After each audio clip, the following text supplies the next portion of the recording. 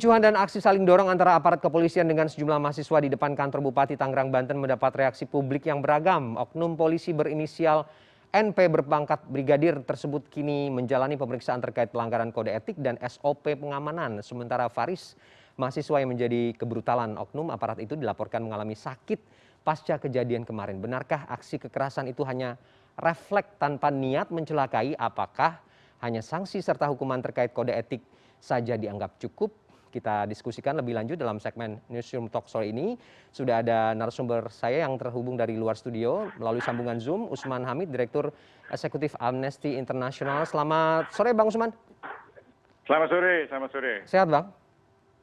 Sehat, terima kasih. Oke, Bang Usman, sayang sekali ya, saya sebenarnya hari ini yang akan berdiskusi bareng kita ini juga ada dari Kapolresta Tangerang, tapi ya last minute membatalkan undangan diskusi kita sore ini, tapi tidak apa-apa, padahal sebenarnya banyak pertanyaan juga terkait bagaimana evaluasi, bagaimana pemeriksaan dan tindak lanjut untuk kesehatan korban kemarin yang katanya hari ini mengalami sakit begitu ya. Tapi tidak apa-apa, nanti kita konfirmasi di lain waktu. Saya ke Bang Usman dulu, ingin beberapa hal yang ingin saya konfirmasi.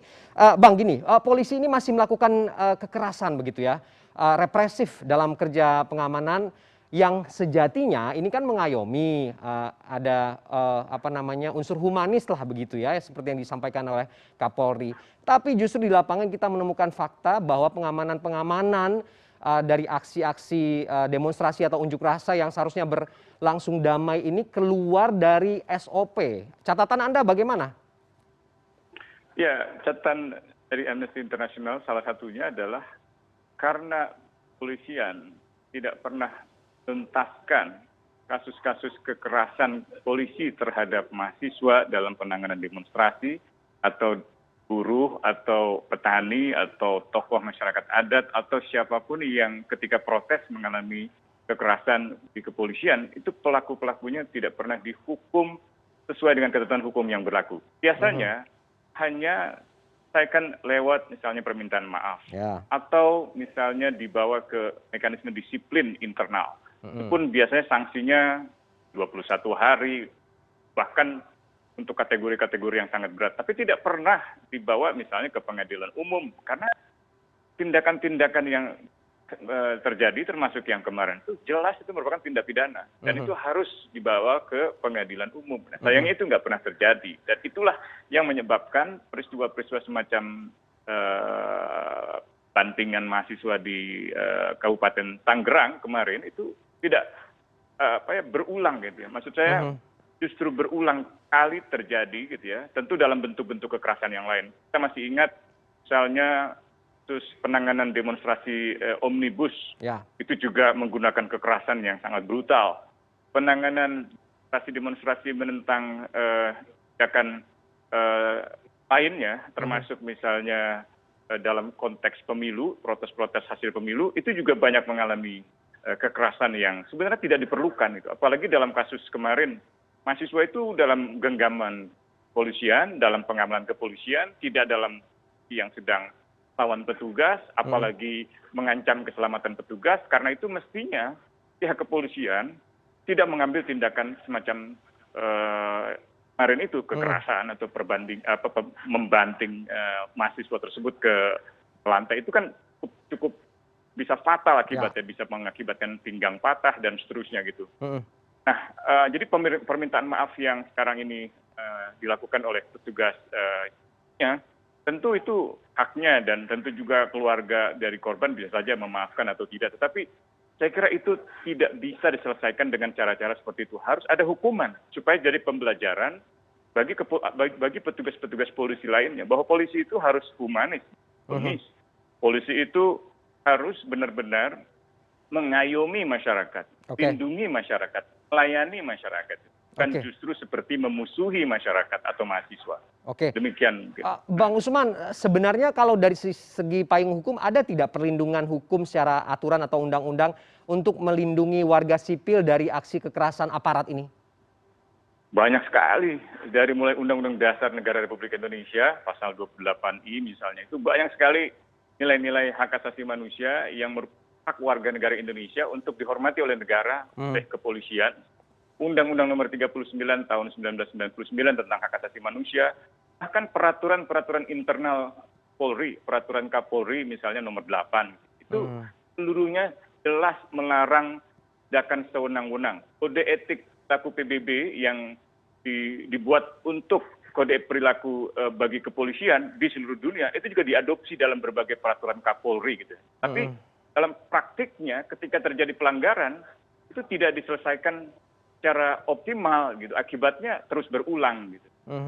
Bang Usman, kan gini, kalau kita lihat ya dari keterangan-keterangan yang dikumpulkan di lapangan bahwa sebelum aksi pengamanan itu dilakukan ada apel yang dilakukan, ada penyampaian SOP terhadap aksi yang dilakukan oleh pengunjuk rasa begitu. Tapi kemudian kita menyaksikan bahwa kebrutalan ini tidak bisa dihindari begitu. Padahal sebenarnya kan ada aturan main yang harus dipakai begitu supaya tidak serta-merta kemudian ini membenarkan bahwa sedikit ada bentrok begitu, aksi saling dorong, polisi langsung represif dengan kekerasan. Ya itulah yang tadi saya katakan. Karena dalam pengalaman yang terdahulu ketika ada penyalahgunaan kekuatan, senjata api atau pelanggaran standar operating procedure atau pelanggaran peraturan Kapolri itu tidak pernah dihukum secara efektif gitu ya. Jadi briefing-briefing semacam itu seringkali dilihat sebagai formalitas saja. Dalam praktiknya dilanggar juga gitu. Nah ini yang mestinya tidak boleh terjadi lagi gitu. Oke, Bang Usman, apa yang Anda lihat nanti dari evaluasi dan juga pemeriksaan yang masih dilakukan terhadap Brigadir NP ini yang kabarnya masih diperiksa di bagian Propam begitu? Ya, tentu saya apresiasi ya Propam atau Paminal mengambil tindakan-tindakan gerak terhadap peristiwa itu. Tapi prediksi saya ini akan ujung sekedar hukuman disiplin ya, dalam hitungan hari, pembinaan, dan itu tidak memecahkan masalah. Itu juga tidak memberikan rasa keadilan kepada keluarga korban. Bayangkan kalau ada anak polisi, kalau misalnya mahasiswa itu kebetulan ayahnya atau ibunya merupakan anggota kepolisian, itu bisa bahaya, saya kira.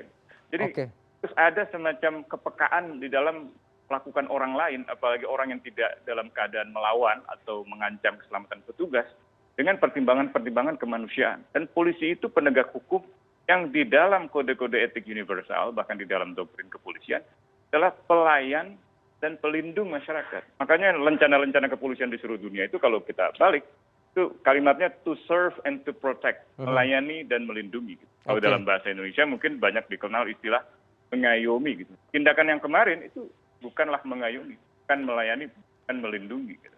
Itu betul-betul seperti menganggap mahasiswa musuhnya negara gitu. Kalaupun ada mahasiswa yang melakukan tindakan perbuatan melanggar hukum, katakanlah gitu, cukup diamankan lalu diserahkan ke serse. Biasanya serse juga diturunkan dalam situasi-situasi yang seperti itu. Nah ini yang harusnya dilakukan, bukan dengan mengambil tindakan sendiri atau bisa mengambil main hakim sendiri, mengeksekusi di lapangan. Itu saya kira salah. Oke, Bang Usman, kalau bicara lebih luas begitu ya, bagaimana dari aspek pengawasan, Komisi 3 seharusnya juga sudah menyampaikan komentar begitu terkait kejadian ini. Kita perlu melihat tidak aspek pendidikan mungkin dari kurikulum saat polisi ini digembleng begitu ya, apakah kemudian ini perlu dikaji bagaimana sebenarnya SOP ataupun juga aspek pengamanan dan pelayanan yang humanis ini dari awal begitu seharusnya sudah didoktrin terhadap polisi ini sehingga tidak menjadi pembenaran kalau kemudian aksi-aksi represif ini dilakukan di setiap aksi pengamanan unjuk rasa. Ya tentu saja harus dikaji kembali. Kenapa kepolisian Tangerang misalnya atau Kabupaten Tangerang dalam hal ini itu bisa berada dalam situasi seperti itu. Apa pembinaan yang pernah dilakukan? Apa briefing-briefing itu persisnya? Dan mengapa itu bisa sampai terjadi? Itu juga saya kira perlu dilakukan. Gitu. Nah, terkait dengan pendidikan sebenarnya sudah banyak perubahan di dalam kurikulum-kurikulum pendidikan di kepolisian, di Akpol, di Akademi Kepolisian, atau misalnya sekolah-sekolah lainnya termasuk di Lemdiklat, Lemdikpol, gitu ya. Itu seluruhnya sudah sangat baik. Makanya terjadi perubahan-perubahan yang begitu banyak dalam masa reformasi. Tapi memang tahun-tahun terakhir ini ada semacam penurunan kualitas layanan kepolisian dan kualitas kinerja kepolisian dalam melindungi masyarakat, terutama masyarakat-masyarakat yang berbeda pandangan pemerintah, misalnya menolak kebijakan pemerintah, menolak undang-undang yang disahkan oleh pemerintah dan DPR gitu. Nah, yang harus diingat adalah kepolisian itu bukan alat pemerintah. Kepolisian itu alat negara. Makanya namanya Kepolisian Negara Republik Indonesia, bukan Kepolisian Pemerintah Republik Indonesia. Gitu. Karena itu pemerintah juga menahan diri untuk tidak menggunakan kepolisian. Misalnya saya masih ingat dalam kasus Undang-Undang Omnibus, Undang-Undang Cipta Kerja, itu pemerintah, presiden, menteri itu seperti mendorong kepolisian untuk katakanlah mengamankan kebijakan itu dari segala protes. Dan DPR juga demikian gitu, membahas undang-undang itu di hari-hari misalnya akhir pekan gitu ya, atau di malam hari di sebuah hotel, bukan di gedung parlemen gitu. Bahkan dalam situasi masyarakat merasakan kesulitan akibat pandemi, undang-undang itu tetap dipaksakan digolkan gitu. Suara-suara kritis dari mahasiswa, dari kalangan akademisi itu kita didengarkan gitu. Nah, sikap pemerintah dan DPR yang memaksa undang-undang padahal itu ditolak oleh mahasiswa atau ditolak oleh masyarakat itu bisa menghadap-hadapkan kepolisian dengan mahasiswa. Dan akibatnya yang rugi ya mahasiswa, masyarakat, dan juga kepolisian. Gitu. Saya kira dalam banyak insiden hanya unjuk rasa misalnya yang tewas atau yang mengalami penyiksaan atau tindakan kekerasan, kasus di mana petugas juga diserang atau petugas mengalami kekerasan juga terjadi. Dan itu sumber masalahnya biasanya pemerintah memaksakan suatu kebijakan atau pemerintah menolak untuk berdialog. Nah, dalam kasus Kabupaten Tangerang, saya kira mestinya Bupati itu mengambil tindakan proaktif untuk mengundang para mahasiswa dan mendengarkan aspirasi mereka. Sehingga pihak kepolisian cukup mengamankan mereka, mengantarkan mereka untuk bertemu Bupati. Tidak perlu kemudian seolah-olah musuhnya jadi kepolisian gitu. Nah, ini saya kira yang harus dibenahi gitu. Jadi dari segi instrumen hukum, undang-undang kepolisian, peraturan Kapolri, semuanya sebenarnya sudah sangat baik. Kurikulum pendidikan juga sudah sangat baik.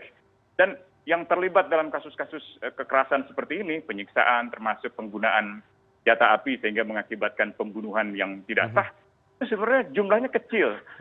Tetapi karena tidak dihukum, ada perulangan, ada keberulangan yang kita lihat di berbagai situasi gitu. Yang paling marak saya kira Undang-Undang Amnesty International dokumentasikan berbagai video yang menurut pemerintah itu video-video hoax. Padahal itu video-video yang sangat mudah bisa dideteksi, diidentifikasi lokasinya, koordinatnya, jamnya, dan seterusnya gitu. Bisa diverifikasi juga. Karena itu saya kira harusnya pengalaman yang sebelumnya dalam demonstrasi menolak Undang-Undang Omnibus atau menolak revisi Undang-Undang Otsus dalam kasus di Papua, bagaimana yang kita lihat pada bulan Juli dan Agustus, itu kepolisian seperti ditempatkan sebagai alat pemerintah untuk mengamankan apapun kebijakan pemerintah tanpa pemerintah mau membuka diri untuk berdialog, tanpa pemerintah mau menunda pengesahan undang-undang revisi Otsus, undang-undang Omnibus, undang-undang revisi undang-undang KPK misalnya, sehingga polisi dan masyarakat